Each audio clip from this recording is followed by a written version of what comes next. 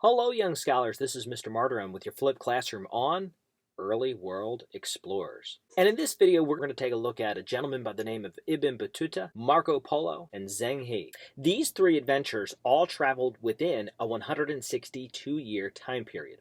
Marco Polo began his journey in 1271. Ibn Battuta started his journey in 1325, just after Polo died.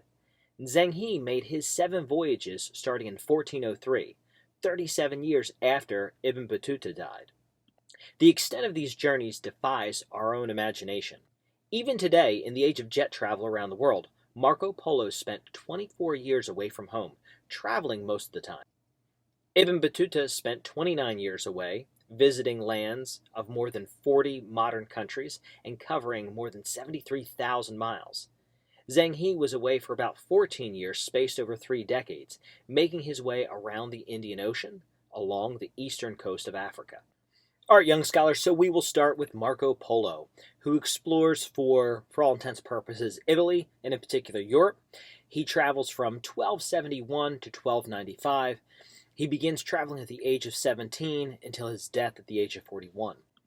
So Marco Polo and his family were merchants, and they traveled to China. And these journeys to China are oftentimes dangerous, and they are long, and they are laborious. So he and his family go about these land and sea routes. He keeps detailed accounts of his travels in Asia, including bits about geography, history, the people, and some of the new technology. And all these writings get put together in a book called The Travels of Marco Polo. In the book, he describes how the Chinese burn coal for heat and use paper money for goods and services. And all these ideas begin to come back to Europe, and eventually Marco Polo's book, The Travels of Marco Polo, inspire other explorers, among them Christopher Columbus, to take up that mantle and continue European exploration. Ibn Battuta travels for Morocco on the continent of Africa, and he explores from 1325 to 1354, really at the end of the Middle Ages.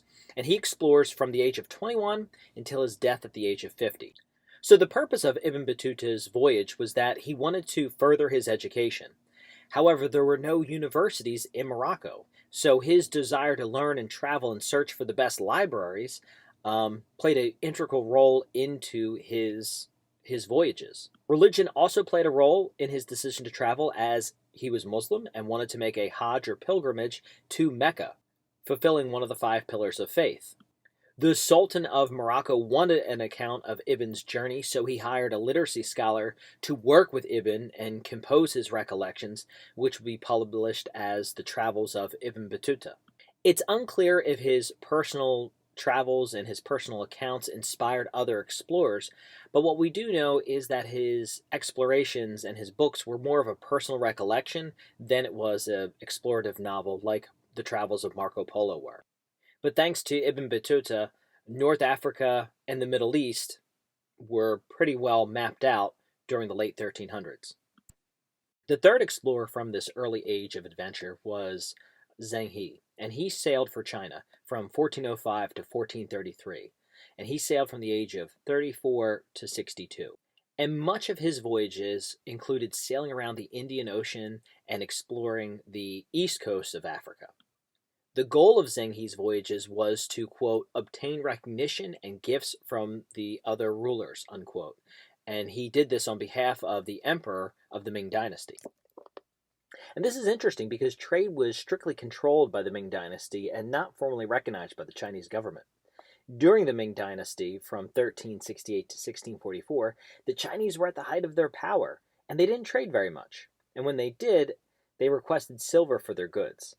Meanwhile, the Europeans preferred to trade with manufactured goods, and this was one of the reasons why Europeans will ultimately seek new trade routes in the 14 and 1500s.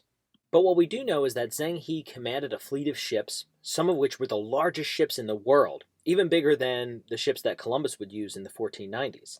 This type of shipbuilding was neglected and forgotten after Zheng He died, but many historians wonder, had this continued, if the Chinese would have been the first to reach the Americas via the Pacific Ocean.